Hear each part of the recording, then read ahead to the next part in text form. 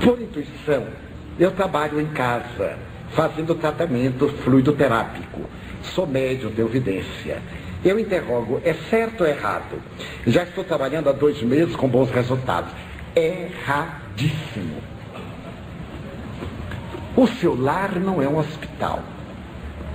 Você não pode receber pessoas doentes em sua casa. Se você tem clarividência, se tem evidência, terá que educar isso. Terá que estudar a doutrina, frequentar com um grupo de apoio. O médium que trabalha sós corre um risco tremendo. O venerando Francisco Cândido Xavier, que nos deu a maior bibliografia espírita do mundo, até hoje trabalha em equipe. Trabalhar a sós é um risco, em mãos de espíritos que você não sabe classificar. Para isso, existe o centro espírita. Por que trabalhar em casa? Só há desvantagens. Então, deixe de aplicar esse tipo de terapia, procure o centro espírita, e ali os benfeitores realizarão o que for de conveniência para todos. Em breve você passará a ser curandeira, com os graves riscos da possibilidade de um dar um presente. É assim que começa. O outro diz, já que você passa o tempo todo, vou te dar uma coisa. E vem o profissionalismo e o crime, que é muito grave perante as leis divinas. Por enquanto, está muito bem. Mas é assim que começa. Os grandes médiuns na área curativa começaram com os melhores sentimentos. E bem poucos sobreviveram às tentações e ao grande crime de vender as coisas sagradas. Por que não no centro espírita? Ali você vai receber orientação que vai beneficiar você. Você vai aplicar a sua mediunidade para ajudar os outros. E as curas virão como consequência. Deixemos as terapias alternativas para os especialistas. Nas aulas de evangelização, crianças com 7 anos não querem receber passes, não querem ouvir a doutrina, mas em casa pedem para ir ao centro. Como lidar com elas? Estamos desorientados a esse respeito. A função da evangelização não é dar passe. Não devemos dar passe na evangelização infanto-juvenil, exceto em casos especiais. Durante a aulinha, os bons espíritos já aplicam passes. Procure tornar a aula bem agradável. Essas crianças mais renitentes, ponha separado, consiga uma pessoa evangelizadora para esses que são perturbadores, porque eles podem ser veículos de tal inquietação que perturbam a aula. Mas os atenda, não aplique passe, conte historinhas, torne bem simpático. E depois vá orientando, vá educando, porque às vezes é problemas de casa.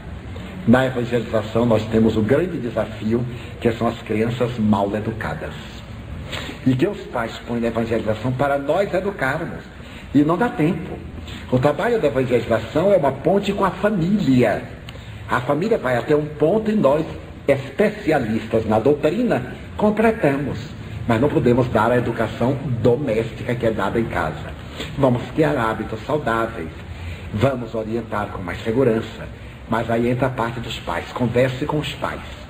Mantenha um diálogo, digo, olha, é necessário um pouco mais de disciplina em casa. Mas digam com lealdade, nós temos tantos prunidos. Eu não vou dizer para não magoar. Imagina dizer ao doente, eu não vou mandar você tomar o remédio, porque o remédio é amargo e você vai ficar desagradável. E ele aí morre da doença. A nossa tarefa é terapêutica. Nós não vamos mudar o mundo, mas vamos apresentar a orientação para a vida saudável no mundo. O centro espírita que tem junto o atendimento fraterno, receituário mediúnico é correto? Não é correto. O atendimento fraterno é uma coisa. É para orientar, é para esclarecer, para explicar o que é o espiritismo, para mostrar o que é a maneira mais saudável de conduzir-se. O receituário mediúnico é sempre um risco, meus irmãos. Eu faço, às vezes, receituário mediúnico. Chico Xavier fez, alguns médios fazemos, homeopático, mas é um risco. Por meu intermédio, os espíritos não vão além da homeopatia. Quando se trata de uma pessoa muito íntima e que ele sugere uma alopatia, eu digo, consulte o seu médico. E Dr. Bezerra de Menezes me diz, das poucas vezes que me aparece, temos que evitar, porque nós sugerimos um remédio. A pessoa vai tomar, só volta daqui a 8 dias. Nesses 8 dias o quadro muda. Alguém me manda uma carta daqui de Ponta Grossa. Está com o quadro hoje. A carta demora 5 dias a chegar em Salvador. Eu estou viajando 10. Quando eu volto, ou o paciente morreu, ou piorou, ou melhorou, ou ficou bom. Porque o quadro mudou completamente. Então o espírito vai agora fazer a visita e ver o quadro atual. Ou vamos dizer, ele receita o remédio X. A pessoa vai receber a carta daqui a uma semana. Já mudou o seu quadro, o remédio já não se adapta. Porque pode ter piorado, pode ter melhorado. Vamos deixar essa tarefa para os médicos. E vamos fazer a nossa terapia. O passe, a água magnetizada, o poder fluidoterapêutico. É impressionante o poder da nossa mente. Há 1 minuto, Malena dizia, como é que você pode ler sem óculos? Eu usava lentes 5 graus no olho direito e 4,5 graus no lado esquerdo. Um dia eu disse, eu vou tirar os óculos e vou fazer disciplina mental e vou voltar a ler. Aos 70 anos eu estou lendo muito melhor do que quando eu tinha 40. Eu leio essa letra do folder tranquilamente. A abertura do encontro com conferência de Ivaldo Pereira Franco, isso aqui eu já sei. Educador, conferencista, é isso. Leio tudo. Com menos luz do que esta. Disciplinei. Muitas vezes, eu não consigo, use o seu óculos. Há uma graduação de valores, de possibilidades, de recursos, de fenômenos kármicos em nossas vidas. Então, vamos fazer também a disciplina mental. Tenho aprendido com os espíritos o que pode fazer o indivíduo por si mesmo. Eu contei no nosso simpósio de Curitiba, um momento glorioso do movimento espírita do Estado, que eu era uma das pessoas mais tímidas que se possa imaginar. E estava colocado numa situação que exige uma pessoa desembaraçada. Então pregar de público, falar de público para mim, foi a maior provação da minha vida. Mas eu disse, ai que missão, e eu disse, ai que expiação. Prova. Eu gostaria infinitamente de outro tipo de atividade. Mas os desígnios da vida me convidaram a isso. Eu lutei 30 anos para vencer a minha timidez. Muitos amigos me julgavam equivocadamente. Nossa, Edivaldo Passa não fala com a gente. Timidez. Ele não abraça a gente. Timidez. Eu tinha constrangimento. Será que você vai querer meu abraço? Depois, nossa, você mudou. Acabou a timidez. Agora eu abraço a quem aparecer. Levantou e eu já abraço. Tirei a diferença. Tenho que recuperar o tempo que eu era tímido. Nós estamos sempre evoluindo. Daí a nossa mente, o nosso poder, o receituário mediúnico, muitas vezes, as boas palavras que os amigos mandam, vão impregnadas de energia. Quando a pessoa pega o papel, recebe a descarga energética. Vamos deixar a medicina, as tarefas que a medicina cabe, para não ficarmos nessa condição deplorável de curandeiros. Hoje eu vi na televisão e no programa de rádio as perguntas. Porque ainda se pensa que o centro espírita é lugar de curar. Uma pessoa diz assim, eu frequentei 10 anos Satanás. E então vim agora para Jesus, que é meu Deus. Eu disse assim, 2 erros. Como protestante, você não considera Jesus Deus, porque a Santíssima Trindade é da igreja. Era uma alminha, coitadinha. Estava tão... E eu progredi. E eu não quis ir além. Não é para progredir na terra que nós temos religião. Porque senão o maior fracasso de Deus foi Jesus, que não tinha uma pedra para reclinar a cabeça. E sendo ele o excelente filho de Deus, deveria ter vindo no automóvel Rolls Royce folheado a ouro, entupido de brilhante. E o que ele ganhou foi uma cruz tosca e miserável. Porque ninguém pensa que a cruz de Jesus foi bonitinha. Foram 2 pedaços de madeira grosseiro. E quando colocaram em pé que ele derreou, as farpas da madeira cravaram nas carnes. Peguem 2 tocos de pau, atravessem ao derrear. Foi essa a promoção social que ele teve.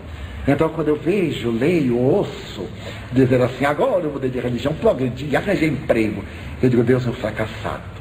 Deu tudo para esta pessoa e para o filho não deu nada. Porque essa pessoa vale mais e merece muito mais.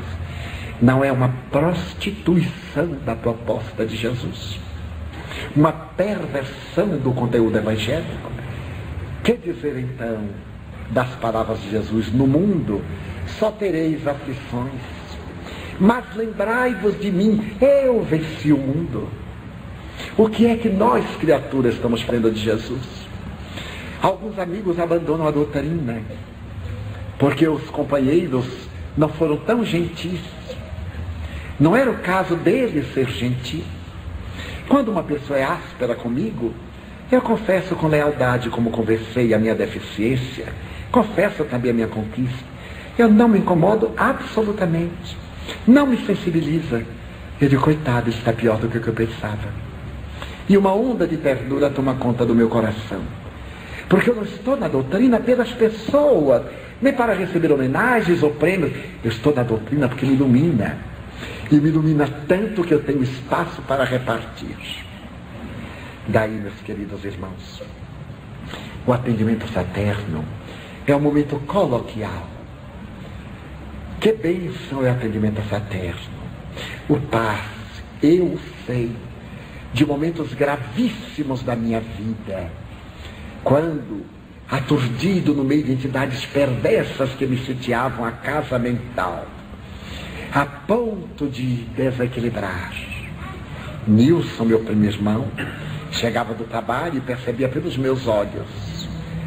Então ele me estendia a mão, me aplicava suavemente o passe. E um ar refrigerado balsâmico tomava conta de minha vida. No leito desenganado, 6 meses de paralisia. Chega uma senhora estranha e diz, o menino não tem nada, ele é obsidiado. Vamos orar, meu filho.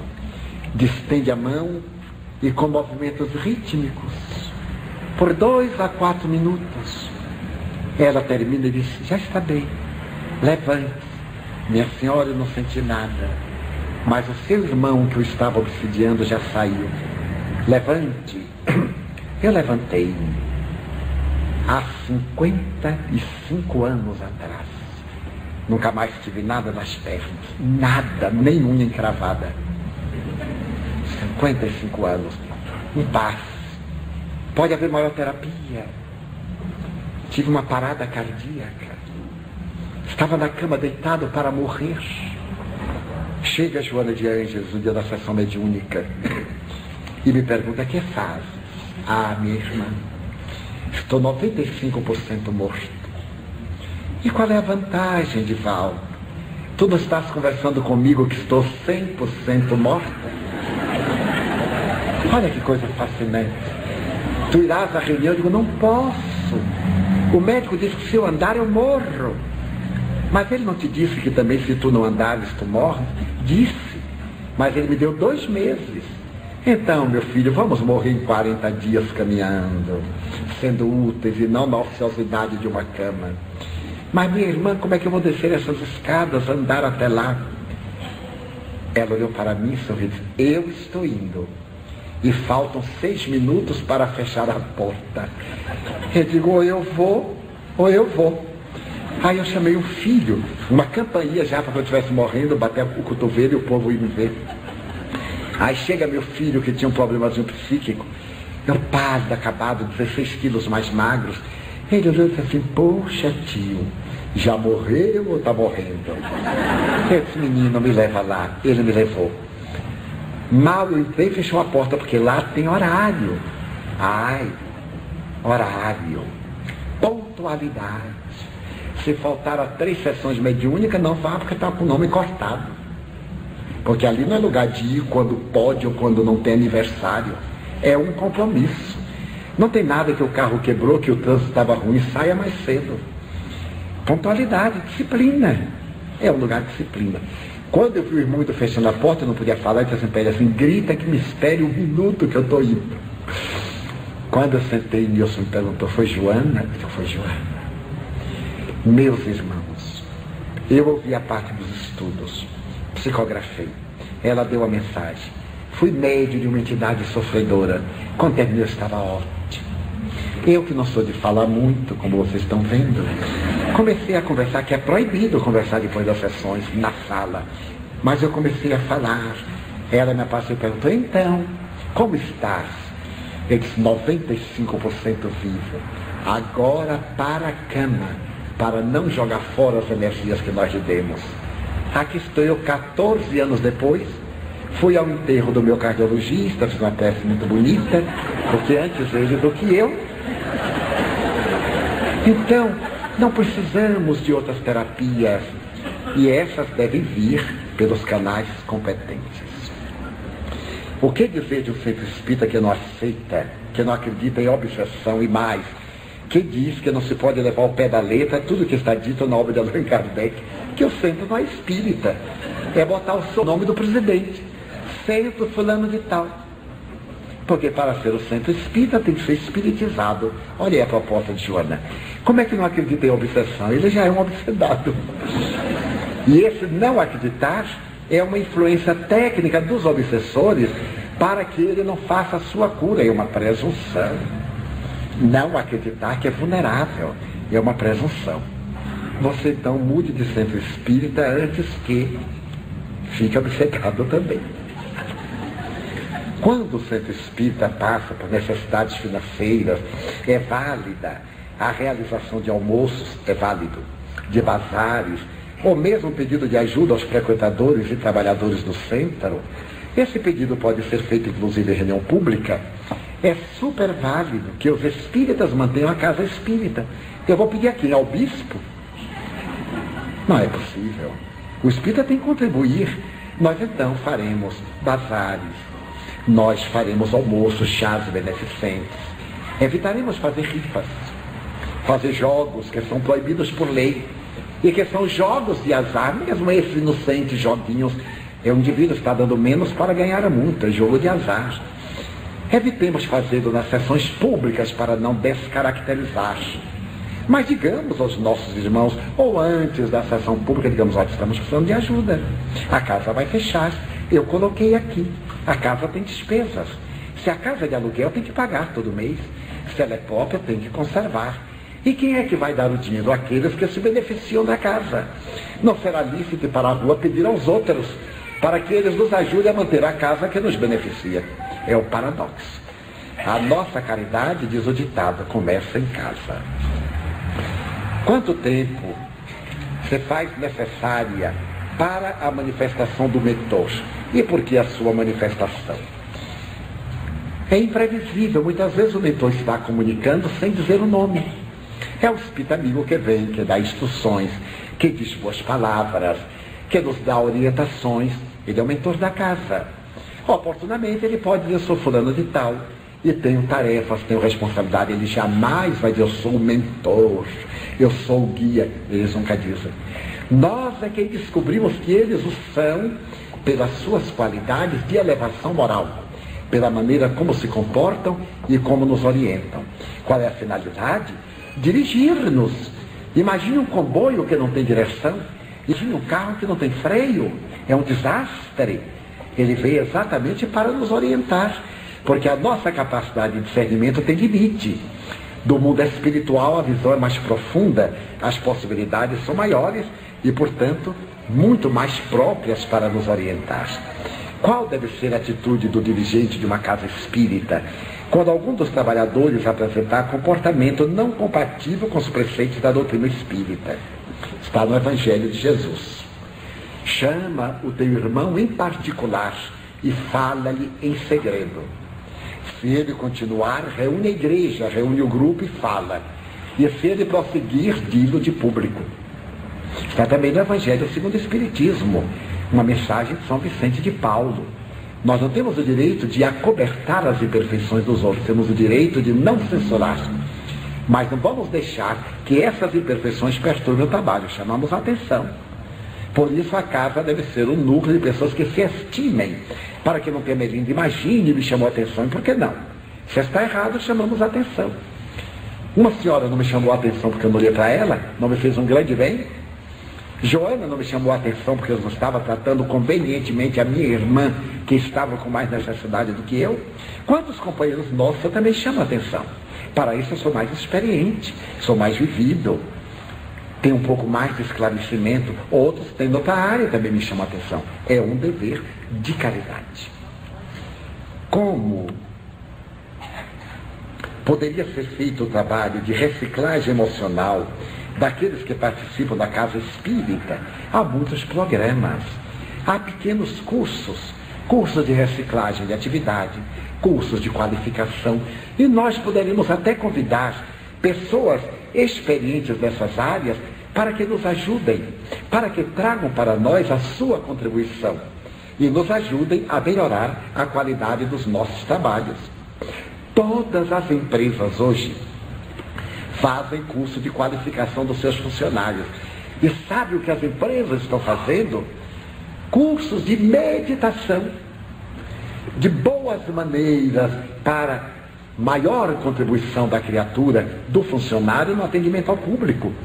Houve agora uma inversão de que os valores psíquicos, morais e espirituais tomaram conta das empresas para que elas produzam, para que elas rendam muito mais.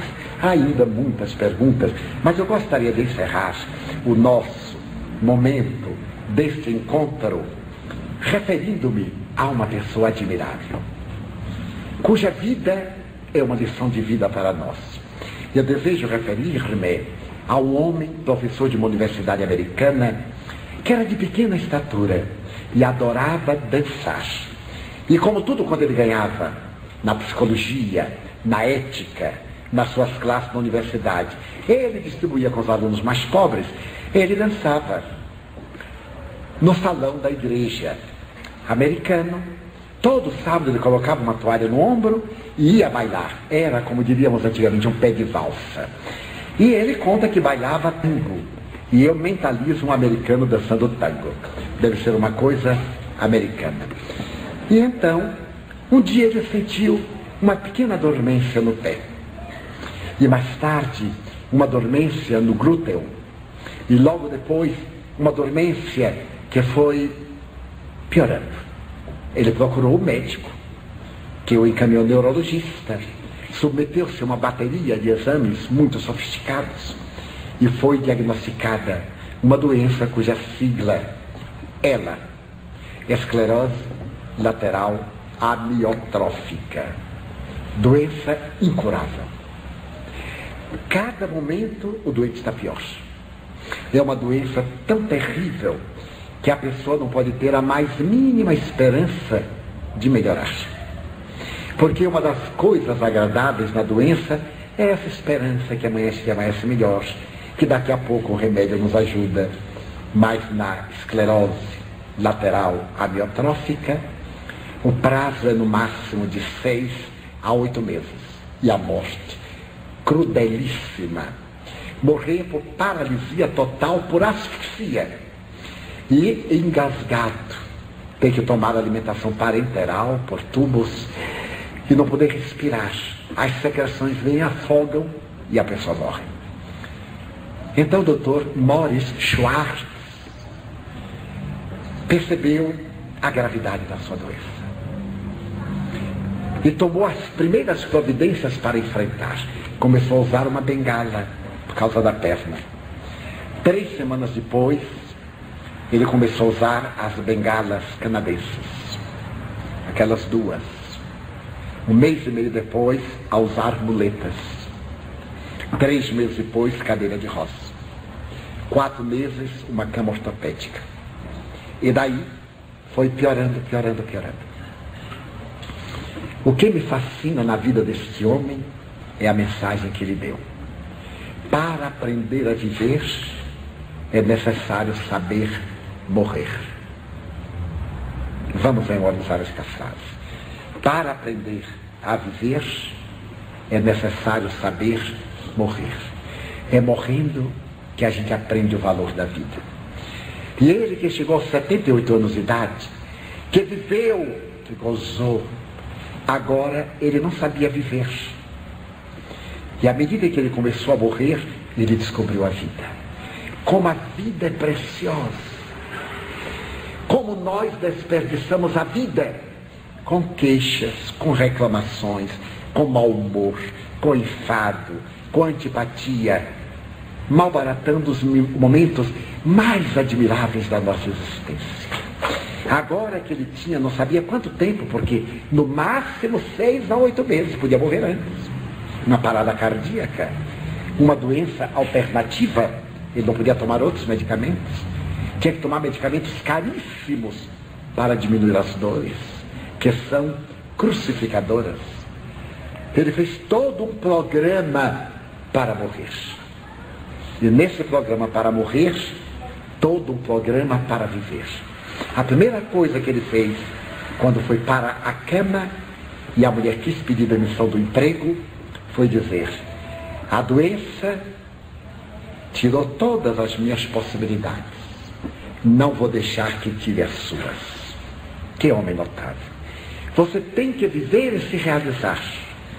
Você tem que continuar trabalhando. Os meus filhos vão ter vida normal. Não vou ficar aqui ao lado do meu leito me espiando que não podem fazer nada.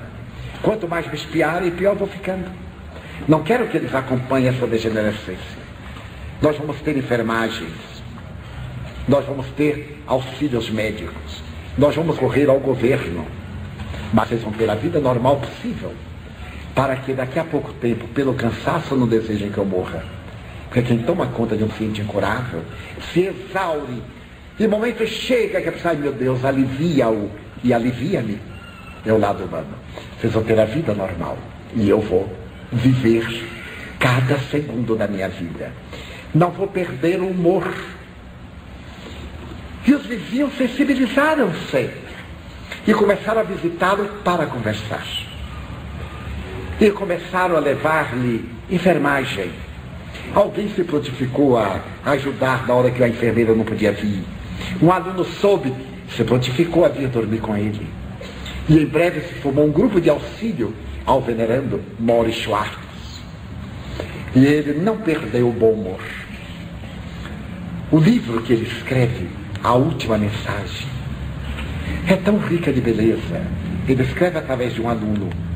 O aluno vai fazendo perguntas e ele vai respondendo. E ele percebe que não vai terminar o livro em tempo, por causa da celeridade da doença. O aluno vinha de 1000 quilômetros, pegava um avião para vir ao lado do seu mestre. Vinha toda terça-feira.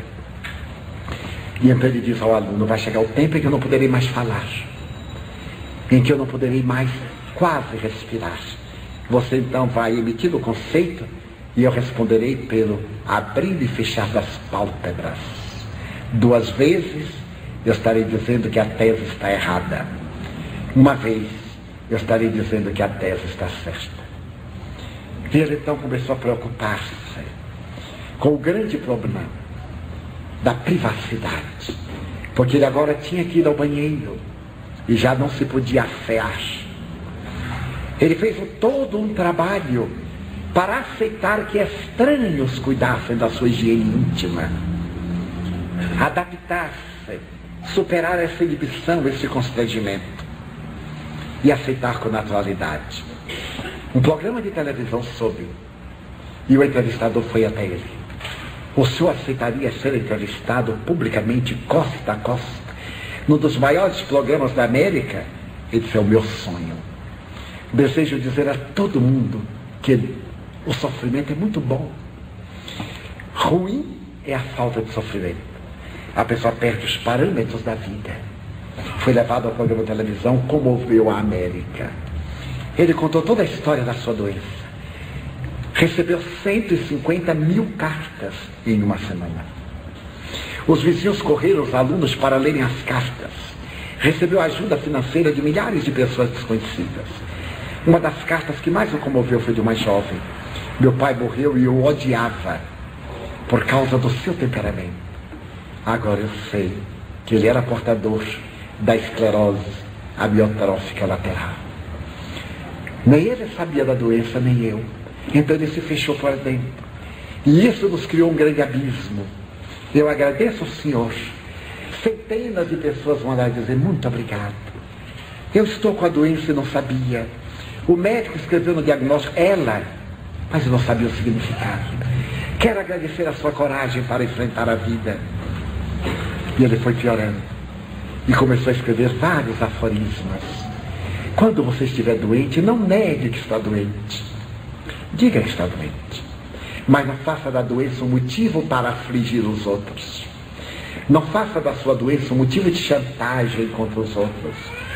Não queixe demasiado. Queixe uma vez que outra que você é humano. Não procure fingir que você é super forte e que não está sentindo a dor. Até tem o direito de se revoltar e se desesperar e de gritar depois de recuperar o equilíbrio. Morris Schwartz deixou um grande legado nesta frase: aprender a viver, aprender a morrer. A gente aprende a viver quando falta pouco tempo de vida na Terra. Nesse encontro estadual espírita do interior do Paraná, região sul, nós estamos aprendendo a viver com as experiências daqueles que aprenderam a morrer, daqueles que viajaram antes de nós. E através da doutrina espírita nos trazem este miraculoso patrimônio de vida. Então, retornemos aos nossos lares amanhã, após a contribuição valiosa da nossa querida Sueli, abordando a problemática epidêmica da obsessão. Voltem felizes. O Espiritismo é Jesus de volta. Deixem-no empregar o âmago dos seus sentimentos. Abramos espaço para que Ele tome conta de nós. E um dia nós possamos dizer: Senhor, já não sou eu quem vive, és Tu quem vives dentro de mim. É verdade. O mundo está muito agressivo.